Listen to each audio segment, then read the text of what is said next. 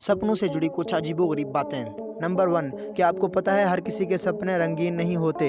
कई सपने ऐसे होते हैं जो ब्लैक एंड वाइट दिखते हैं। नंबर 2, ऐसा कहा जाता है कि खर्राटे लेते वक्त हम सपने नहीं देख सकते। नंबर 3, एक ड्रीम रिसर्च से मालूम हुआ है कि ज़्यादातर सपने नेगेटिव होते हैं। नंबर 4, आपको ये कभी याद नहीं रहेगा कि आपका सपना कहाँ से शुरू हुआ था। नंबर 5, सपनों में किसी भी वर्ड को पढ़ना नामुमकिन सी बात है, यहाँ तक कि हम घड़ी का टाइम भी नहीं देख सकते।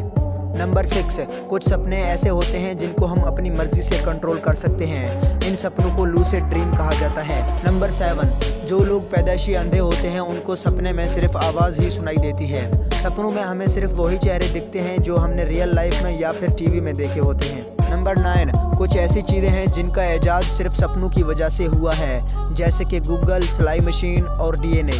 नंबर 10, क्या आप जानते हैं हम अपनी ज़िंदगी के लगभग 6 साल सपनों में बिता देते हैं।